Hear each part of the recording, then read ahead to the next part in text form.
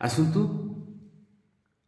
ଆଜିର ଧ୍ୟାନ ପାଇଁ ଆମେ ପରମେଶ୍ୱରଙ୍କର ବାକ୍ୟ ଶୁଣିବା। ଯୋହନ 16 ପର୍ବ 12 ପଦରୁ 13 ପଦ। ମୋର ତୁମମାନଙ୍କୁ ଆହୁରି ଅନେକ କଥା କହିବାର ଅଛି, ମାତ୍ର ତୁମେମାନେ ଏବେ ସେଇ ସବୁ ସହିପାରୁନାହଁ। କିନ୍ତୁ ସେ ଅର୍ଥାତ୍ ସତ୍ୟମୟ ଆତ୍ମା ଆସିଲେ ସେ ପଥ ଦେଖାଇ ତୁମମାନଙ୍କୁ ସମସ୍ତ ସତ୍ୟରେ ପ୍ରବେଶ କରାଇବେ। କାରଣ ସେ ଆପଣଠାରୁ କଥା କହିବେ ନାହିଁ, ମାତ୍ର ଯାହା ଯାହା ଶୁଣିବେ ସେ ସବୁ କହିବେ, ପୁଣି ଆଗାମୀ ବିଷୟ ସବୁ ତୁମମାନଙ୍କୁ ଜଣାଇବେ। ହାଲେଲୁୟା। ଆସନ୍ତୁ ଅଳ୍ପ ସମୟ ଆଖି ବନ୍ଦ କରିବା, ତାଙ୍କ ପାଖରେ ସମର୍ପିତ ହେବା। ପବିତ୍ର ପବିତ୍ର ପବିତ୍ର ମଙ୍ଗଳମୟ ପରମେଶ୍ୱର, ଧନ୍ୟବାଦ ଦେଉଛି ତୁମେ ଆମକୁ ପ୍ରେମ କରିଅଛ। ଧନ୍ୟବାଦ ଦେଉଛି ପ୍ରତ୍ୟେକ ଦିନ ପ୍ରତ୍ୟେକ ମୁହୂର୍ତ୍ତରେ ତୁମେ ଆମ ପାଇଁ ଚିନ୍ତା କରୁଛ। ଆମର ଆବଶ୍ୟକତା ଜାଣି ଆମର ପ୍ରয়োଜନୀୟ ଆହାର ପ୍ରତ୍ୟେକ ଦିନ ଆମକୁ ଯୋଗାଉଛ। ହଁ ପ୍ରଭୁ, ଆମେ ଯେ ଏକୁଟିଆ ଏହି ପୃଥିବୀରେ ବାସ କରିପାରିବୁ ନାହିଁ, ଏ ବିଷୟ ତୁମେ ଜାଣିଛ ବାପା। ଆଉ ଆମକୁ ସାହାଯ୍ୟ କରିବା ପାଇଁ ସେଇ ସାହାଯ୍ୟକାରୀ ପବିତ୍ର ଆତ୍ମାଙ୍କୁ ତୁମେ ଏହି ପୃଥିବୀକି ପଠେଇଛ। ଆଜି ଯେଉଁ ବାକ୍ୟ ତୁମେ ଏହି ଛୋଟିଆ ମଣ୍ଡଳୀକୁ ଯୋଗେଇଛ ବାପା, ସମସ୍ତଙ୍କ ଜୀବନରେ ତୁମର ଇଚ୍ଛା ପୂରଣ କର। ବାକ୍ୟକୁ ଗ୍ରହଣ କରି ତଦନୁଯାୟୀ ଜୀବନ କାଟିବା ପାଇଁ ସମସ୍ତଙ୍କୁ ସାହାଯ୍ୟ କର ବୋଲି ପ୍ରାର୍ଥନା ପ୍ରଭୁ ଯୀଶୁଙ୍କ ନାମରେ ମାଗୁଛି, ଆମେନ୍। ହାଲେଲୁୟା। ଆମେ ବାକ୍ୟରେ ବର୍ତ୍ତମାନ ପଢ଼ିଲୁ, ପ୍ରଭୁ ଯୀଶୁ କହୁଛନ୍ତି ମୋର ତୁମମାନଙ୍କୁ ଆହୁରି ଅନେକ କଥା କହିବାର ଅଛି। ବର୍ତ୍ତମାନ ସୁଦ୍ଧା ମୁଁ ସବୁ କଥା ତୁମକୁ କହି ନାହିଁ, ଆହୁରି ଅନେକ ଗୁଡ଼ିଏ କଥା କହିବାର ଅଛି। କିନ୍ତୁ ଯଦି ମୁଁ ସେଇଗୁଡ଼ିକ ତୁମ ଆଗରେ କୁହେ, ଉପସ୍ଥାପନ କରେ, ତାହେଲେ ତୁମେ ତାକୁ ସହ୍ୟ କରିପାରିବ ନାହିଁ। ୟେସ୍ ପ୍ରିୟମାନେ, ଅନେକ ଗୁଡ଼ିଏ କଥା ଥିଲା ଯାହାକି ପ୍ରଭୁ ଯୀଶୁ କହି ନାହାନ୍ତି, କାରଣ ତାଙ୍କ ପାଖରେ ସମୟ ବି ବହୁତ କମ୍ ଥିଲା। କେବଳ 3.5 ବର୍ଷର ମିନିଷ୍ଟ୍ରି ତାଙ୍କର। ସେହି ସମୟ ଭିତରେ ଅନେକ ଗୁଡ଼ିଏ ବିଷୟ ସେ ମନୁଷ୍ୟମାନଙ୍କୁ, ଶିଷ୍ୟମାନଙ୍କୁ ଜଣେଇଥିଲେ। କିନ୍ତୁ ଆହୁରି ବି ଅନେକ ଗୁଡ଼ିଏ କଥା ଥିଲା ଯାହାକି ମନୁଷ୍ୟମାନଙ୍କର ଜାଣିବା ଅତି ଆବଶ୍ୟକ ଥିଲା। ଆଉ ସେଇଥିପାଇଁ ସେ କୁହନ୍ତି, କିନ୍ତୁ ସେ ଅର୍ଥାତ୍ ସତ୍ୟମୟ ଆତ୍ମା ଆସିଲେ ସେ ପଥ ଦେଖି ତୁମମାନଙ୍କୁ ସମସ୍ତ ସତ୍ୟରେ ପ୍ରବେଶ କରାଇବେ। ସେଇ ସତ୍ୟମୟ ଆତ୍ମା, ପ୍ରଭୁ ଯୀଶୁ ଯେଉଁ ଆତ୍ମା ପଠାଇବା ପାଇଁ ପ୍ରତିଜ୍ଞା କରିଥିଲେ, କଥା ଦେଇଥିଲେ ଶିଷ୍ୟମାନଙ୍କୁ, ମୁଁ ତୁମ ପାଖରୁ ବିଦାୟ ନେବା ତୁମ ସକାଶେ ମଙ୍ଗଳର ଅଟେ। କାରଣ ମୁଁ ବିଦାୟ ନେଲେ, ମୁଁ ପିତାଙ୍କ ନିକଟକୁ ଗଲା ପରେ ସେ ସତ୍ୟମୟ ପବିତ୍ର ଆତ୍ମା, ସାହାଯ୍ୟକାରୀ ପବିତ୍ର ଆତ୍ମାଙ୍କୁ ତୁମ ପାଖକୁ ପଠେଇବି, ଯିଏ ସବୁବେଳେ ତୁମ ପାଖରେ ରହିବେ, ଯିଏ ସବୁବେଳେ ତୁମ ଭିତରେ ରହିବେ।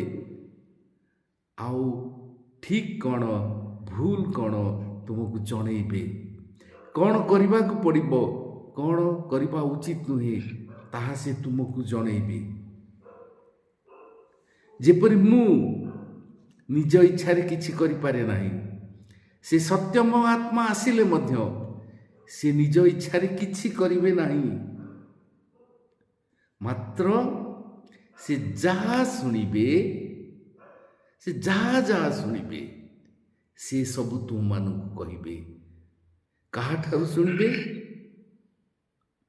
ସେ ଶୁଣିବେ ପରମେଶ୍ୱରଙ୍କ ଠାରୁ, ପିତାଙ୍କ ଠାରୁ। ସେ ଯାହା ଶୁଣନ୍ତି ସେ ତାହା ତୁମମାନଙ୍କୁ କହିବେ। ପ୍ରଭୁ ଯୀଶୁ କ'ଣ କହୁଥିଲେ? ମୁଁ ପିତାଙ୍କ ଠାରୁ ଯାହା ଶୁଣୁଛି ମୁଁ ତୁମମାନଙ୍କୁ ଜଣାଉଛି। ଆଉ ଯାହା ଯାହା ମୁଁ କହି ନାହିଁ, ସେ ସାହାଯ୍ୟକାରୀ ପବିତ୍ର ଆତ୍ମା ଆସିଲେ ତୁମମାନଙ୍କୁ ଜଣେଇବେ। ହାଲେଲୁୟା। ଆମେ ତାଙ୍କ ଦୃଷ୍ଟିରେ କେତେ ଅମୂଲ୍ୟ, କେତେ ମୂଲ୍ୟବାନ ଦେଖନ୍ତୁ ପ୍ରିୟମାନେ। ସ୍ୱର୍ଗ ରାଜ୍ୟର ବିଷୟ ଜଣେଇବା ପାଇଁ, ଉଦ୍ଧାରର ବିଷୟ ଜଣେଇବା ପାଇଁ, ଆମେ ଯେପରି ସ୍ୱର୍ଗ ରାଜ୍ୟରେ ଯାଇ ତାଙ୍କ ସହିତ ବାସ କରିବାକୁ ଯୋଗ୍ୟ ହୋଇପାରିବୁ, ସେଇଥିପାଇଁ ଆମ ପାଇଁ ସେ କେତେ ଚିନ୍ତା କରିଛନ୍ତି। ନିଜର ଏକମାତ୍ର ପୁତ୍ରଙ୍କୁ ପଠେଇଛନ୍ତି ଏହି ପୃଥିବୀକୁ, ଯେମିତି ସେ ନିଜର ଜୀବନ ଦେଇ ନିଜର ପବିତ୍ର ରକ୍ତ ଢାଳି ଆମମାନଙ୍କୁ ସେ ସ୍ୱର୍ଗ ରାଜ୍ୟର ଯୋଗ୍ୟ କରାଇପାରିବେ। ଆମେ ସାଧାରଣ ନୁହେଁ ପ୍ରିୟମାନେ, ଆମେ ସାଧାରଣ ନୁହେଁ। ଆମେ ସ୍ୱୟଂ ପରମେଶ୍ୱରଙ୍କର ପୁତ୍ର ଆଉ କନ୍ୟା। ଆମେ ସ୍ୱୟଂ ପରମେଶ୍ୱରଙ୍କର ପ୍ରତିମୂର୍ତ୍ତିରେ ତିଆରି। ସ୍ୱୟଂ ପରମେଶ୍ୱରଙ୍କର ଜୀବନ ବାୟୁ ଆମ ଭିତରେ ପ୍ରବାହିତ ହେଉଛି, ଆଉ ତାଙ୍କର ପବିତ୍ର ଆତ୍ମାଙ୍କୁ ସେ ଆମ ଭିତରେ ଦେଇଛନ୍ତି। ହାଲେଲୁୟା। ଆମେ ସାଧାରଣ ନୁହେଁ, ଆମେ ପୋକ ପ୍ରାୟ ନୁହେଁ, ଆମେ ଧୂଳି ପ୍ରାୟ ନୁହେଁ। ଆମର ବାପା ଧୂଳି ନୁହନ୍ତି ଯେ ଆମେ ଧୂଳି ହେବା, ଆମର ବାପା ପୋକ ନୁହନ୍ତି ଯେ ଆମେ ପୋକ ହେବା। ଆମେ ଈଶ୍ୱରଙ୍କର ସନ୍ତାନ ସନ୍ତତି। ୟେସ୍, ଆମକୁ ସେ ଅଧିକାର ଦେଇଛନ୍ତି, ପୁତ୍ରତ୍ୱର ଅଧିକାର ଦେଇଛନ୍ତି। ସେଇ ପୁତ୍ରଙ୍କର ସହ ଉତ୍ତରାଧିକାରୀ, ଯିଏକି ତାଙ୍କର ଏକମାତ୍ର ପୁତ୍ର, ଆଉ ଯିଏ ସିଂହାସନରେ ତାଙ୍କର ଡାହାଣ ପାଖରେ ବସନ୍ତି। ହାଲେଲୁୟା। ଆମେ ସାଧାରଣ ଲୋକ ନୁହେଁ। ଶୈତାନ ଆମର କିଛି କରିପାରିବ ନାହିଁ, କାରଣ ଆମେ ପରମେଶ୍ୱରଙ୍କର ସନ୍ତାନ ଅଟୁ। ୱାଓ, ନିଜକୁ ସେଇ ସ୍ଥାନରେ ଦେଖିବା ପ୍ରିୟମାନେ, ନିଜକୁ ଈଶ୍ୱରଙ୍କର ପୁତ୍ର ଆଉ କନ୍ୟା ହିସାବରେ ଆମେ ଦେଖିବା। ଆମ ପାଖରେ ଅସମ୍ଭବ ବୋଲି କିଛି ନାହିଁ।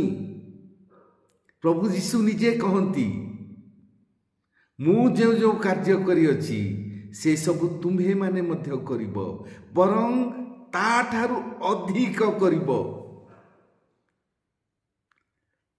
କିନ୍ତୁ ଆମ ଭିତରୁ ଅଧିକାଂଶ ଭାବନ୍ତି ଯେ ସେ ପରମେଶ୍ୱରଙ୍କର ଏକମାତ୍ର ପୁତ୍ର ଥିଲେ, ଆଉ ସେ ଆଶ୍ଚର୍ଯ୍ୟ କର୍ମ କରୁଥିଲେ, ଆମେ ତାଙ୍କ ପରି ହେଇପାରିବା କି? ତାଙ୍କ ପରି କରି ତିଆରି କରିଛନ୍ତି। ଏଇ ମିଥ୍ୟାକୁ ହିଁ ହବାଙ୍କ ମନରେ ଶୈତାନ ପ୍ରଥମେ ପ୍ରବେଶ କରି ଏଇ ପୃଥିବୀରେ ପାପକୁ ଆଣିଥିଲା। ଆଜି ବି ଆମେ ତାହା ହିଁ ବିଶ୍ୱାସ କରୁଛୁ, ଶୈତାନର ସେଇ କଥାକୁ ହିଁ ବିଶ୍ୱାସ କରୁଛୁ ଯେ ଆମେ ଏ ପର୍ଯ୍ୟନ୍ତ ଆମେ ପରମେଶ୍ୱର ପରି ହେଇନାହୁଁ। ଆମକୁ ସେ ତାଙ୍କ ପରି କରି ତିଆରି କରିଛନ୍ତି। ପ୍ରିୟମାନେ, ଏଇ କଥା ଭୁଲିବା ନାହିଁ। ଯୋଗ୍ୟ ହବା, ତାଙ୍କର ଯୋଗ୍ୟ ଆଚରଣ କରିବା, ତାଙ୍କର କଥା ମାନିବା,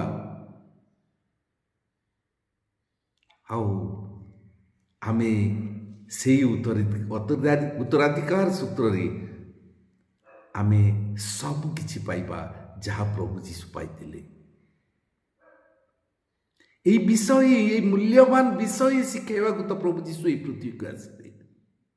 ଆମେ କିପରି ଯୋଗ୍ୟ ହେବା ତାଙ୍କର ସନ୍ତାନ ହେବା ପାଇଁ, ଏହା ହିଁ ତ ସେ ଶିଖାଇବାକୁ ଆସିଥିଲେ। ପ୍ରିୟମାନେ,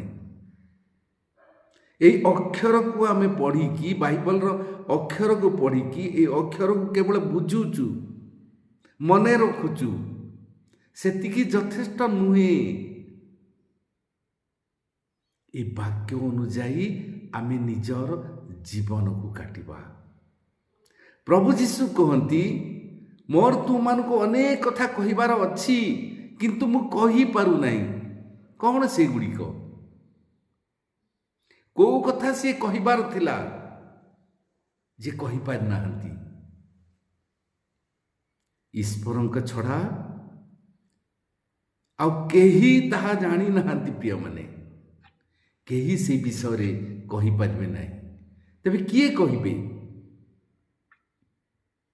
ଯେଉଁ ସତ୍ୟମୟ ଆତ୍ମାକୁ ପରମେଶ୍ୱର ପଠେଇବେ, ସେଇ ସତ୍ୟମୟ ଆତ୍ମା ପରମେଶ୍ୱର ଯାହା ଯାହା କହିବାକୁ ଚାହାନ୍ତି ସେସବୁ ଶୁଣି ଆମକୁ ଜଣେଇବେ। ଆମ ଜୀବନରେ ସେଇ ପବିତ୍ର ଆତ୍ମାଙ୍କର କର୍ତ୍ତୃତ୍ୱକୁ ଆମେ ପ୍ରାଧାନ୍ୟ ଦେବା। ସେଇ ପବିତ୍ର ଆତ୍ମା ଯାହା ଆମକୁ କହିବାକୁ ଚାହାନ୍ତି ତାହା ଆମେ ଶୁଣିବା ପ୍ରିୟମାନେ। କିନ୍ତୁ କେମିତି? ପ୍ରଭୁ ଯୀଶୁ କହିଲେ ପବିତ୍ର ଆତ୍ମାକୁ ପଠେଇବି, ଆଉ ସେଇ ପବିତ୍ର ଆତ୍ମାକୁ ସେ ପଠେଇଲେ, କିନ୍ତୁ ସେଇ ପବିତ୍ର ଆତ୍ମା ଆଜି ଆମ ଭିତରେ ଅଛନ୍ତି କି? ଚିନ୍ତା କରିବା। ସେ ପବିତ୍ର ଆତ୍ମାକୁ ସେ ପଠେଇଛନ୍ତି ଆମକୁ ସାହାଯ୍ୟ କରିବାକୁ। ଆମେ ତାଙ୍କର ସାହାଯ୍ୟ ଆବଶ୍ୟକ କରୁଛୁ କି? ଆମେ ଯଦି ତାଙ୍କର ସାହାଯ୍ୟ ମାଗୁଛୁ, ନିଶ୍ଚିତ ଭାବରେ ସେ ଆମକୁ ସାହାଯ୍ୟ କରିବାକୁ ସର୍ବଦା ପ୍ରସ୍ତୁତ ଅଛନ୍ତି। ୟେସ୍ ପ୍ରିୟମାନେ, ପ୍ରଭୁ ଯୀଶୁ ମଧ୍ୟ ନିଜେ ଯାହା କହିବାକୁ ଚାହୁଁଥିଲେ ସବୁ କିଛି କହିପାରିଲେ ନାହିଁ, ନାଇଁ? ସେସବୁ କହିପାରୁନଥିଲେ। ସେ କ'ଣ କହୁଥିଲେ? ଯାହା ପିତା କହିବାକୁ ଚାହୁଁଛନ୍ତି କେବଳ ତାହା ହିଁ କହୁଥିଲେ, କାରଣ ତାଙ୍କ ପାଖରେ ସମୟ ଅଭାବ ଥିଲା। ଏକ ଆଉ ଗୋଟିଏ ବିଷୟ ହେଉଛି ମନୁଷ୍ୟ ସେ ସବୁକୁ ସହ୍ୟ କରିପାରନ୍ତା ନାହିଁ। ଗୋଟିଏ ବିଷୟ, এই ପାଠ ଯେତେବେଳେ ମୁଁ ପଢ଼ୁଥିଲି ସେତେବେଳେ ପ୍ରଭୁ ମୋ ମନ ଭିତରେ ଗୋଟିଏ ଚିନ୍ତା ଦେଲେ। ଯେତେବେଳେ ଜଣେ ମନୁଷ୍ୟ ଗୋଟିଏ ସ୍ତ୍ରୀକୁ ବିବାହ କରେ, ଯେତେବେଳେ ତାଙ୍କର ପୁଅ ଝିଅ ହେଇଯାଏ, ସେତେବେଳକୁ ତାଙ୍କୁ କେହି ଶିକ୍ଷା ଦିଅନ୍ତି ନାହିଁ ଯେ ଯଦି ଘରେ ନିଆଁ ଲାଗିଯାଏ, ଆଉ ଘରେ ଯଦି ତୁମର ଛୋଟ ପୁଅ କିମ୍ବା ଝିଅ ଅଛନ୍ତି, ତୁମକୁ ସେ ଘର ଭିତରକୁ, ସେ ନିଆଁ ଭିତରକୁ ପଶିବାକୁ ପଡ଼ିବ। ତୁମର ଦେହରେ ନିଆଁ ଲାଗିଯିବ, ହେଲେ ମଧ୍ୟ ତୁମେ ତାକୁ ସୁରକ୍ଷା କରିବ। କେହି ଶିକ୍ଷା ଦିଅନ୍ତି ନାହିଁ ପ୍ରିୟମାନେ। ହଠାତ୍ ଯଦି ନିଆଁ ଲାଗିଯାଏ, ଆମେ ଯଦି ବାହାରେ ଅଛୁ, ଘର ଭିତରେ ଯଦି ଆମର ପୁଅ କିମ୍ବା ଝିଅ ରହିଯାଇଛନ୍ତି, ଆମେ କ'ଣ କରିବା? ଆମକୁ କେହି ଶିକ୍ଷା ଦେଇନଥିଲେ, କିନ୍ତୁ ଆମର ଇଚ୍ଛା ହୁଏ, ଆମର ହୃଦୟ କୁହେ ଆମର ପୁତ୍ର କିମ୍ବା କନ୍ୟାକୁ ଉଦ୍ଧାର କରିବା ପାଇଁ, ସୁରକ୍ଷା ଦେବା ପାଇଁ। ଆଉ ସେତେବେଳକୁ ଆମେ ଧାଇଁ ଯାଇଥାଉ ସେଇ ଘର ଭିତରକୁ, ଯେଉଁ ଘର ନିଆଁରେ ହୁତୁତୁ ହେଇ ଜଳୁଛି। ଆମେ ସେତେବେଳେ ଚିନ୍ତା କରୁନୁ ଯେ ଆମ ଦେହରେ ନିଆଁ ଲାଗିଯିବ, କିନ୍ତୁ ଆମର କେବଳ ଗୋଟିଏ ଚିନ୍ତା ଥାଏ, ମୋର ପୁଅକୁ ମୁଁ କେମିତି ରକ୍ଷା କରିବି, ମୋର ଝିଅକୁ ମୁଁ କେମିତି ରକ୍ଷା କରିବି। ୟେସ୍, ଯଦି ଆମେ ସେ ବିଷୟରେ ଚିନ୍ତା କରିବା, ଯଦି ଆମେ ତାକୁ ପଚାରିବା ଯେ ତମକୁ କିଏ କହିଲା ସେ ନିଆଁ ଭିତରକୁ ଧାଇଁ ଯିବା ପାଇଁ, ସେତେବେଳକୁ ସେ ନିଶ୍ଚିତ ଭାବରେ କହିବେ, ମୋର ଇଚ୍ଛା ହେଲା ମୋର ପୁଅକୁ ରକ୍ଷା କରିବାକୁ, ମୋର ଝିଅକୁ ରକ୍ଷା କରିବାକୁ, ସେଥିପାଇଁ ମୁଁ ଗଲି। ହାଲେଲୁୟା। ପିତାର ହୃଦୟ କୁହେ, ମାତାର ମନ ଯାହା କୁହେ ସେହି ଅନୁସାରେ ସେମାନେ କାର୍ଯ୍ୟ କରନ୍ତି। କିନ୍ତୁ ଗୋଟିଏ ସତ୍ୟତା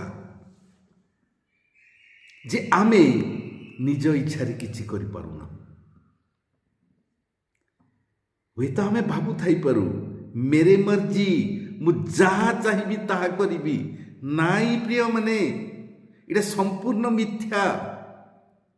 ଆମେ ନିଜ ଇଚ୍ଛାରେ କିଛି କରିପାରିବା ନାହିଁ। ତାହେଲେ କାହାର ଇଚ୍ଛାରେ କରିବା?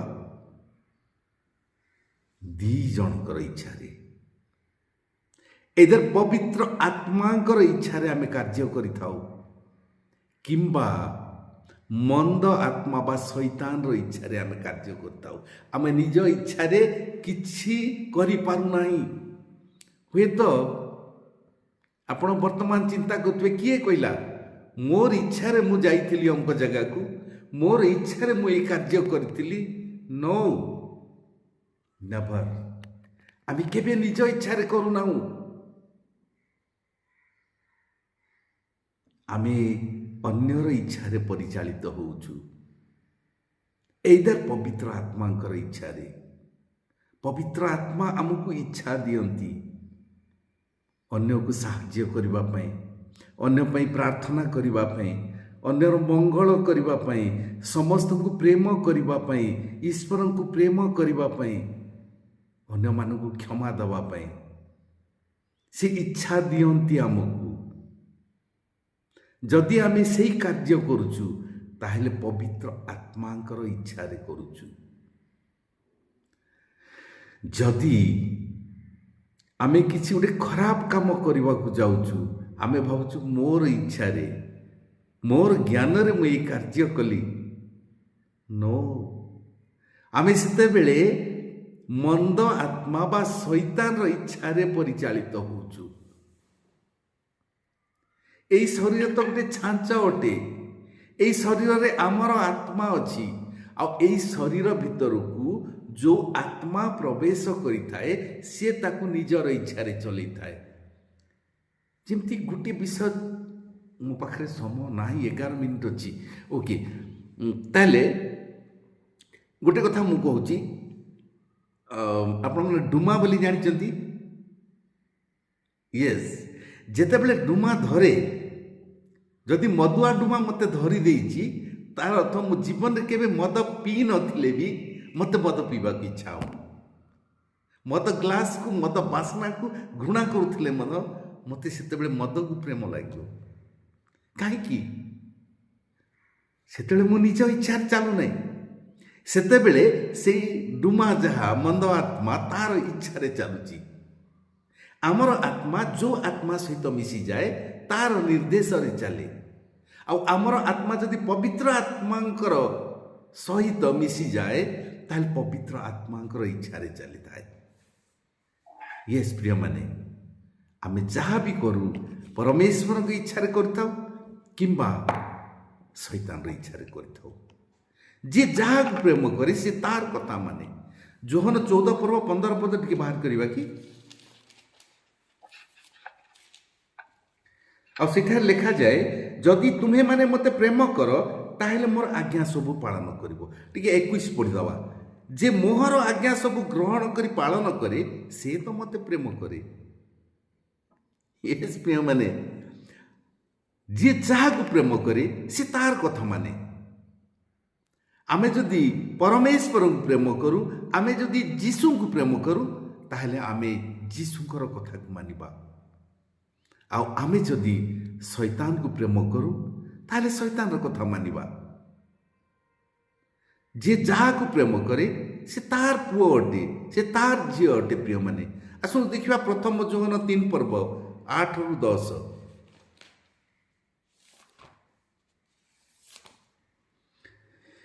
ସେଠାରେ ଏପରି ଲେଖାଯାଏ, ଯେ ପାପ କରେ ସେ ଶୈତାନରୁ ଜାତ।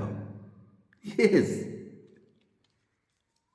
ଯେ ପାପ କରେ ସେ ଶୈତାନରୁ ଜାତ, କାରଣ ଶୈତାନ ଆରମ୍ଭରୁ ହିଁ ପାପ କରି ଆସିଛି। ଶୈତାନର କାର୍ଯ୍ୟ ବିନାଶ କରିବା ଉଦ୍ଦେଶ୍ୟରେ ହିଁ ଈଶ୍ୱରଙ୍କ ପୁତ୍ର ପ୍ରକାଶିତ ହେଲେ। ଯେ କେହି ଈଶ୍ୱରଙ୍କ ଠାରୁ ଜାତ ସେ ପାପ କରେ ନାହିଁ, କାରଣ ଈଶ୍ୱରଙ୍କ ବିଜୟ ତାହାଠାରେ ରହେ। ଆଉ ସେ ଈଶ୍ୱରଙ୍କ ଠାରୁ ଜାତ ହେବାରୁ ପାପ କରିପାରେ ନାହିଁ। ସେଥିରେ କିଏ ଈଶ୍ୱରଙ୍କ ସନ୍ତାନ କିଏ ଶୈତାନର ସନ୍ତାନ ଏହା ପ୍ରକାଶିତ ହୁଏ। ଯେ କେହି ଧର୍ମାଚରଣ କରେ ନାହିଁ କିମ୍ବା ଆପଣା ଭାଇକୁ ପ୍ରେମ କରେ ନାହିଁ ସେ ଈଶ୍ୱରଙ୍କ ଠାରୁ ଜାତ ନୁହେଁ। ସମୟ ଅଭାବରୁ ମୁଁ ଡିଟେଲ ଭିତରକୁ ଯାଇପାରୁନି। ଆଉ ଆମେ ସମସ୍ତେ ବୁଝି ସାରିଛୁ ଯେ ଆମେ ପରମେଶ୍ୱରଙ୍କ ସନ୍ତାନ କି ଆମେ ଆଜି ପର୍ଯ୍ୟନ୍ତ ଶୈତାନର ସନ୍ତାନ ହେଇକି ଅଛୁ। ଆମେ ନିଜେ ଆତ୍ମସମୀକ୍ଷା କରିକି ଜାଣିପାରିବା। ଆଉ ସେଇ ଯୋହନ 8 ତାର 43-44 ମଧ୍ୟ ଲେଖାଯାଏ, ତୁମେମାନେ କାହିଁକି ମୋର କଥା ବୁଝୁନାହ? ତୁମେମାନେ ତ ମୋର ବାକ୍ୟ ଶୁଣି ପାରୁନାହ। ତୁମେମାନେ ତୁମମାନଙ୍କର ପିତା ଶୈତାନ ଠାରୁ ଉତ୍ପନ୍ନ, ଆଉ ତୁମମାନଙ୍କର ପିତାର କାମନା ସାଧନା କରିବା ତୁମର ଇଚ୍ଛା। ତମେ ଯଦି ମୋର କଥା ବୁଝୁନାହ, ମୋର କଥା ଯଦି ମାନୁନାହ, ତାହେଲେ ତୁମେ ମୋର ସନ୍ତାନ ନାହିଁ, ତୁମେ ତୁମର ପିତା ଶୈତାନର ସନ୍ତାନ, ଆଉ ତାର ଇଚ୍ଛା ପାଳନ କରିବା ତୁମର ଇଚ୍ଛା। ଆମେ କେବଳ ପରମେଶ୍ୱରଙ୍କର ଇଚ୍ଛା କିମ୍ବା ଶୈତାନର ଇଚ୍ଛାରେ ହିଁ ପରିଚାଳିତ ହୋଇଥାଉ। ପ୍ରିୟମାନେ, ପ୍ରଭୁ ଯୀଶୁ କହନ୍ତି, ତୁମେମାନେ ମୋ ବିନା କିଛି କରିପାର ନାହିଁ। ଯୋହନ 15:5 ଲେଖାଯାଏ, ମୁଁ ଦ୍ରାକ୍ଷାଲତା, ତୁମେମାନେ ଶାଖା। ଯେ ମୋ ଠାରେ ରହେ ଓ ମୁଁ ଯାହାଠାରେ ରହେ ସେ ପ୍ରଚୁର ଫଳ ଫଳେ, କାରଣ ମୋ ବିନା ତୁମେମାନେ କିଛି କରିପାର ନାହିଁ। Yes, hallelujah. ଆମେ ପ୍ରଭୁ ଯୀଶୁଙ୍କ ବିନା କିଛି କରିପାରିବା ନାହିଁ। ପ୍ରିୟମାନେ, ଆମର ଶରୀରକୁ ଆମେ ତାଙ୍କ ହାତରେ ଉତ୍ସର୍ଗ କରିବା।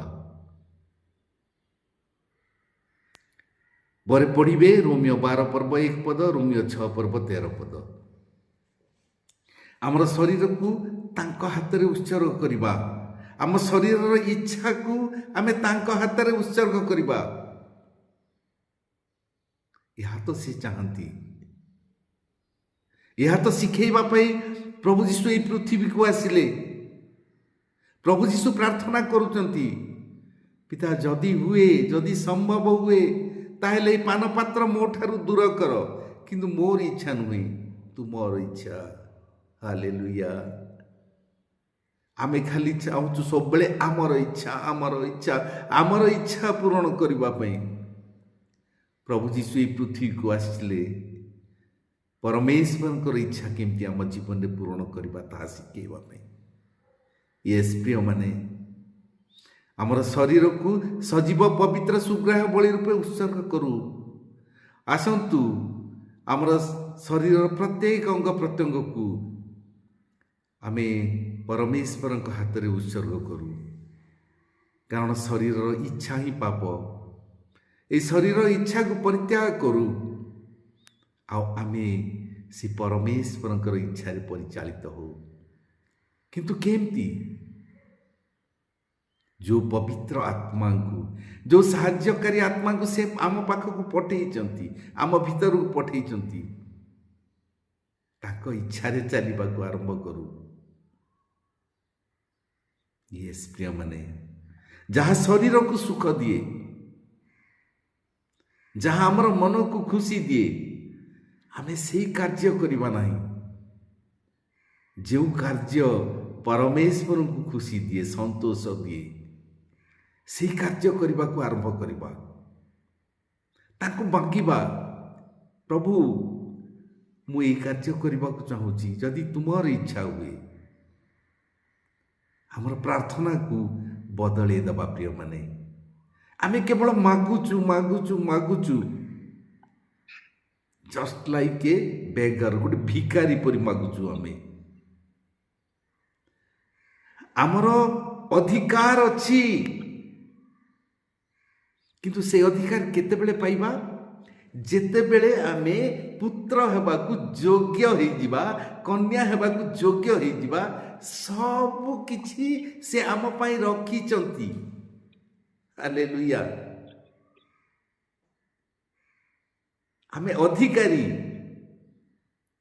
ଆମେ ଦାସ ନୁହେଁ। ପ୍ରଭୁ ଯୀଶୁ କହନ୍ତି ନା, ଆମେ ଏଣିକି ଆଉ ଦାସ ନୁହେଁ, ଆମେ ପୁତ୍ରତ୍ୱର ଅଧିକାର ପାଇଛୁ। ସେଥିପାଇଁ ଯୋଗ୍ୟ ହେବା, ତାଙ୍କର ଇଚ୍ଛାରେ ଚାଲିବା। ୟେସ୍ ପ୍ରିୟମାନେ, ଅସମ୍ଭବ ବୋଲି କିଛି ନାହିଁ ଆମ ପାଖରେ, କାରଣ ଅସମ୍ଭବକୁ ସମ୍ଭବ କରିବା ପରମେଶ୍ୱରଙ୍କର ଆତ୍ମା ଆମ ଭିତରେ ଅଛନ୍ତି। ହାଲେଲୁୟା। ଆମେ ସାଧାରଣ ଲୋକ ନୁହେଁ। ପିତା ଯେପରି ମୋତେ ପ୍ରେମ କରିଛନ୍ତି, ପ୍ରଭୁ ଯୀଶୁ କହନ୍ତି, ମୁଁ ମଧ୍ୟ ତୁମମାନଙ୍କୁ ସେହି ପ୍ରକାର ପ୍ରେମ କରିଛି। ଟିକେ ଦେଖିଦେବା, ଯୋହନ 15:10-12 ମୁଁ ପଢ଼ି ଦେଉଛି। ମୁଁ ଯେପରି ମୋର ପିତାଙ୍କ ଆଜ୍ଞା ପାଳନ କରି ତାହାଙ୍କ ପ୍ରେମରେ ସ୍ଥିର ରହିଥାଏ, ସେ ପ୍ରକାର ତୁମେମାନେ ଯେବେ ମୋର ଆଜ୍ଞା ପାଳନ କର, ତାହେଲେ ମୋର ପ୍ରେମରେ ସ୍ଥିର ହୋଇ ରହିବ। ମୋର ଆନନ୍ଦ ଯେପରି ତୁମମାନଙ୍କ ଠାରେ ଥାଏ, ଆଉ ତୁମମାନଙ୍କ ଆନନ୍ଦ ଯେପରି ପୂର୍ଣ୍ଣ ହୁଏ, ଏଥି ନିମନ୍ତେ ମୁଁ ଏ ସମସ୍ତ ତୁମମାନଙ୍କୁ କହିଲି। ମୁଁ ଯେପରି ତୁମମାନଙ୍କୁ ପ୍ରେମ କରିଅଛି, ତୁମେମାନେ ସେହିପରି ପରସ୍ପରକୁ ପ୍ରେମ କର, ଏହା ମୋର ଆଜ୍ଞା। ପରସ୍ପରକୁ ପ୍ରେମ କରିବା ପ୍ରିୟମାନେ। କିନ୍ତୁ ଆଜି ଆମେ ଦେଖୁଛୁ ପୃଥିବୀର ସର୍ବତ୍ର, ଏମିତିକି ନିଜ ପରିବାର ଭିତରେ ମଧ୍ୟ ଆମେ ପରସ୍ପରକୁ ପ୍ରେମ କରୁନାହୁଁ। ଶୈତାନ ଆମକୁ ଡିସିଭ୍ କରିଦେଇଛି, ଭୁଲେଇ ଦେଇଛି। ଏଇ ପ୍ରେମକୁ ଆମଠାରୁ ବାହାର କରିଦେବାକୁ ଚାହେଁ ସିଏ। କିନ୍ତୁ ଆମେ ଶୈତାନର ସନ୍ତାନ ନୁହେଁ ପ୍ରିୟମାନେ। ଆମେ ତାର ଇଚ୍ଛା ପୂରଣ କରିବା ନାହିଁ, ପରମେଶ୍ୱରଙ୍କର ଇଚ୍ଛା। ଯେମିତି ପ୍ରଭୁ ଯୀଶୁ ପରମେଶ୍ୱରଙ୍କର ଇଚ୍ଛା ପାଳନ କରୁଥିଲେ, ପରମେଶ୍ୱର ଯାହା କହୁଥିଲେ ତାହା କହୁଥିଲେ, ପରମେଶ୍ୱର ଯାହା କରୁଥିଲେ ତାହା ଦେଖି ସେହି ଅନୁସାରେ କାର୍ଯ୍ୟ କରୁଥିଲେ। ଆମେ ବି ସେମିତି ହେବା, କାରଣ ସେ ଯେପରିକି ଈଶ୍ୱରଙ୍କର ପୁତ୍ର ଅଟନ୍ତି, ଆମକୁ ମଧ୍ୟ ସେ ନିଜର ପୁତ୍ର ହିସାବରେ ଗ୍ରହଣ କରିଛନ୍ତି। ହାଲେଲୁୟା। ତେଣୁକରି ପ୍ରଭୁ ଯୀଶୁ ଚାହାନ୍ତି ଯେ ଆମେ ତାଙ୍କ ସହିତ ସ୍ୱର୍ଗରେ ରହିବା। ପରମେଶ୍ୱର ଯେଉଁ ସ୍ଥାନରେ ରହନ୍ତି, ଦୂତ ସାଧୁ ସିରଫ ଯେଉଁ ସ୍ଥାନରେ ରହନ୍ତି, ପ୍ରଭୁ ଯୀଶୁ ଯେଉଁ ସ୍ଥାନରେ ରହନ୍ତି, ପରମେଶ୍ୱର ଚାହାନ୍ତି, ପ୍ରଭୁ ଯୀଶୁ ଚାହାନ୍ତି ଆମେ ସେହି ସ୍ଥାନରେ ରହିବା। ଯୋହନ 17 ପର୍ବ ଟିକେ ବାହାର କରିବା, 24 ପଦ, 17 ପର୍ବ 24 ପଦ। ଆଉ ସେଠା ଲେଖାଯାଏ, ହେ ପିତା, ତୁମେ ମୋତେ ଯେଉଁମାନଙ୍କୁ ଦେଇଅଛ, ମୁଁ ଯେଉଁଠାରେ ଥାଏ ସେମାନେ ମଧ୍ୟ ଯେପରି ସେଠାରେ ମୋ ସହିତ ରହିବେ, ଓ ଜଗତର ପତନ ପୂର୍ବେ ତୁମେ ମୋତେ ପ୍ରେମ କରିଥିବାରୁ ମୋତେ ଯେଉଁ ମହିମା ଦେଇଅଛ, ମୋର ସେହି ମହିମା ସେମାନେ ଯେପରି ଦେଖିବେ, ଏହା ମୋର ଇଚ୍ଛା। ହାଲେଲୁୟା। ପ୍ରଭୁ ଯୀଶୁ କହୁଛନ୍ତି, ମୁଁ ପିତା, ମୁଁ ଯେଉଁଠି ରହିବି, ମୋର ଏଇ ଲୋକମାନେ ଯେଉଁମାନେ ମୋର ଆଜ୍ଞା ପାଳନ କରିଛନ୍ତି, ଯେଉଁମାନେ ମୋତେ ପ୍ରେମ କରିଛନ୍ତି, ସେମାନେ ମୋ ସାଥିରେ ରହିବେ। ଆଉ ସେ ପିତାଙ୍କ ନିକଟରେ ସ୍ୱର୍ଗରେ ରହିବେ। ଆଉ ସେ ଚାହୁଁଛନ୍ତି ଆମେ ବି ଯାଇ ତାଙ୍କ ସହିତ ସେ ସୁନ୍ଦର ସ୍ୱର୍ଗରେ ରହିବା। ସେଇଥିପାଇଁ ପ୍ରିୟମାନେ, ପବିତ୍ର ଆତ୍ମାଙ୍କ ଇଚ୍ଛାରେ ଆମେ ପରିଚାଳିତ ହେବା, ଆମେ ତାଙ୍କ ପ୍ରେମରେ ସ୍ଥିର ହୋଇ ରହିବା। ଏହା ହିଁ ସେ ଚାହାନ୍ତି। ସେ ଯେପରି ନିଜର ଶତ୍ରୁମାନଙ୍କୁ ପ୍ରେମ କରିଥିଲେ। ମାଥ୍ୟୁ 5 ପର୍ବ 44 ପଦରେ। ସମୟ ହେଇଗଲା ଭାଇ, 5 ମିନିଟ୍ ନେଇପାରିବି?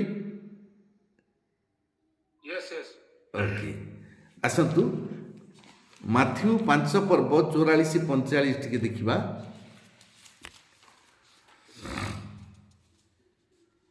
କିନ୍ତୁ ମୁଁ ତୁମମାନଙ୍କୁ କହୁଅଛି, ତୁମର ଶତ୍ରୁମାନଙ୍କୁ ପ୍ରେମ କର। ଆଜି ଆମର ମିତ୍ରକୁ ବି ଆମେ ପ୍ରେମ କରିବାକୁ କୁଣ୍ଠାବୋଧ କରୁଛୁ, କିନ୍ତୁ ପ୍ରଭୁ ଯୀଶୁ କହନ୍ତି ତୁମର ଶତ୍ରୁମାନଙ୍କୁ ପ୍ରେମ କର, ଯେଉଁମାନେ ତୁମକୁ ତାଡ଼ନା କରୁଛନ୍ତି ସେମାନଙ୍କ ନିମନ୍ତେ ପ୍ରାର୍ଥନା କର।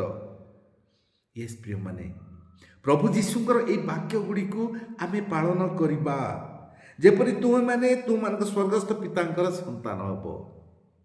ଏହି ସ୍ୱର୍ଗରେ କିଏ ରହିବେ? ପରମେଶ୍ୱର, ପ୍ରଭୁ ଯୀଶୁ ଖ୍ରୀଷ୍ଟ ଆଉ ପରମେଶ୍ୱରଙ୍କର ସନ୍ତାନମାନେ। ଆମେ ତାଙ୍କର ସନ୍ତାନ ହେବା। ଆଉ ସେଇଥିପାଇଁ ହେଲେ ଆମକୁ ଏହି କାର୍ଯ୍ୟ ଗୁଡ଼ିକ କରିବାକୁ ପଡ଼ିବ। ଶତ୍ରୁକୁ ପ୍ରେମ କରିବା, ଯେଉଁମାନେ ଆମକୁ ତାଡ଼ନା କରୁଛନ୍ତି, ନିନ୍ଦା କରୁଛନ୍ତି, ଅପମାନିତ କରୁଛନ୍ତି, ସେମାନଙ୍କ ପାଇଁ ଆମେ ପ୍ରାର୍ଥନା କରିବା। ସେ ତ ଦୁଷ୍ଟ ଓ ସନ୍ଥ ଉଭୟଙ୍କ ଉପରେ ଆପଣା ସୂର୍ଯ୍ୟ ଉଦୟ କରାନ୍ତି, ଆଉ ଧାର୍ମିକ ଓ ଅଧାର୍ମିକ ମାନଙ୍କ ଉପରେ ଆପଣାର ବୃଷ୍ଟି ବର୍ଷାନ୍ତି। ଆଜିଠାରୁ ଆମେ ଆରମ୍ଭ କରିବା, ଆମେ ତାଙ୍କର ପୁତ୍ର ହେବା ପାଇଁ, କନ୍ୟା ହେବା ପାଇଁ। ଚିନ୍ତା କରିବା ନାହିଁ ଯାହାକି ଶୈତାନ ଆମ ଭିତରେ ପୁରଉଛି। ଏଇ ପାଖରେ କେହି ନାହାନ୍ତି, ତୁ ଯେକୌଣସି କାର୍ଯ୍ୟ କଲେ ବି କେହି ଦେଖିବାର ନାହିଁ। ପ୍ରିୟମାନେ, ସେ ଅଛନ୍ତି ସବୁବେଳେ ଆମ ଭିତରେ। ବାକ୍ୟ କୁହେ ମନୁଷ୍ୟର ଆତ୍ମା ସଦାପ୍ରଭୁଙ୍କର ପ୍ରଦୀପ, ଆଉ ସେଇ ଆତ୍ମା ବଳରେ ସେ ଆମର ଅନ୍ତରାଳୟସ୍ଥ ପ୍ରତ୍ୟେକ ବିଷୟକୁ ଦେଖନ୍ତି। ଆମେ ପାଣି ଭିତରେ ଥିଲେ, କି ଆକାଶ ଉପରେ ଉଡ଼ୁଥିଲେ, କି ଗଛ ଉପରେ ଚଢ଼ିଥିଲେ, କି ଅନ୍ଧକାର ସ୍ଥାନରେ ଥିଲେ, ପ୍ରତ୍ୟେକ ବିଷୟକୁ ସେ ଜାଣୁଛନ୍ତି। ପ୍ରିୟମାନେ, ତାଙ୍କଠାରୁ କିଛି ଆମେ ଲୁଚେଇ ପାରିବା ନାହିଁ। ସେଇଥିପାଇଁ ତ ସେଇ ସତ୍ୟମ ଆତ୍ମାକୁ ଆମ ଭିତରେ ଦେଇଛନ୍ତି, ଯେପରିକି ଆମେ ତାଙ୍କର ଯୋଗ୍ୟ ଆଚରଣ କରିବା ଆଉ ତାଙ୍କର ପ୍ରତିମୂର୍ତ୍ତିରେ ପରିବର୍ତ୍ତିତ ହେବା। ଶେଷ ବାକ୍ୟ ପଢ଼ି ମୁଁ ବନ୍ଦ କରିବାକୁ ଚାହୁଁଛି, ଯାହା ଲେଖାଯାଏ 2 କରିନ୍ଥୀୟ 3:18। 2 କରିନ୍ଥୀୟ